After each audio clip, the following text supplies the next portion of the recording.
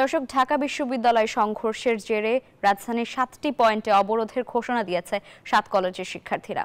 ঢাকা কলেজে আছেন আমাদের সহকর্মী রিশাদ অর্ণব। সবশেষ পরিস্থিতি জানতে সরাসরি যুক্ত হচ্ছে তার সঙ্গে। অর্ণব, গতকালের ঘটনায় আজকে 7 কলেজের শিক্ষার্থীদের ব্লকেট কর্মসূচি রয়েছে আমরা জানতে পেরেছি। আপনি ঢাকা কলেজের সামনে অবস্থান করছেন, সেখানকার পরিস্থিতি কেমন দেখছেন?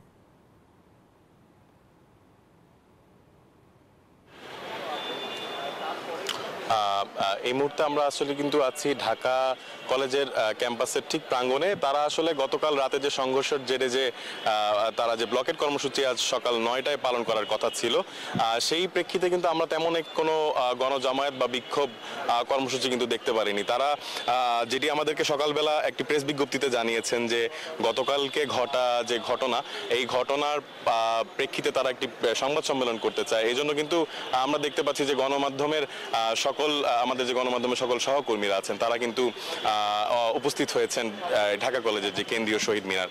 সেখানে ঢাকা কলেজের বিচ্ছিন্নভাবে ঢাকা কলেজের কিছু শিক্ষার্থীদের দেখা গেল। তারাও কিন্তু আমাদেরকে এখনো কিছু জানায়নি যে তারা কখন আসলে সেই প্রেস কনফারেন্সটি করতে চায়।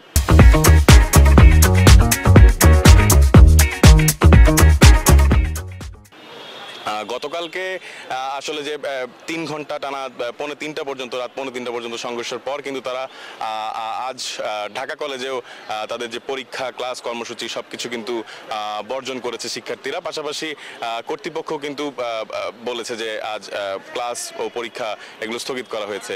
এর পরপর কিন্তু তারা রাতের বেলায় কিন্তু ঘোষণা এসেছিল যে 7 কলেজের সকল কলেজের সামনে শিক্ষার্থীরা মিলে কিন্তু তারা যে ব্লকেট কর্মসূচি পালন করবে।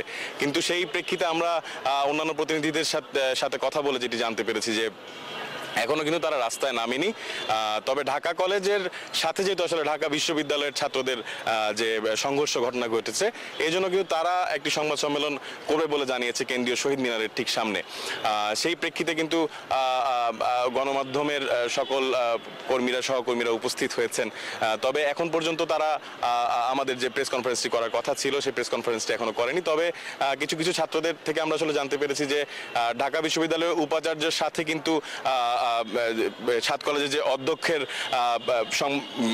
মিটিং হওয়ার কথা ছিল, সেই মিটিং হওয়ার পরে কিন্তু আসলে তারা হয়তো বা সংবাদ বিজ্ঞপ্তিটা করবে, প্রেস কনফারেন্স করবে যে তাদের পরবর্তী দাবি এবং পরবর্তী কি চাওয়া আসলে তাদের ঢাকা বিশ্ববিদ্যালয়ের কাছে। এই ছিল আসলে ঢাকা কলেজ থেকে আমার কাছে সর্বশেষ। রিশাদ অর্ণব, ধন্যবাদ আপনাকে।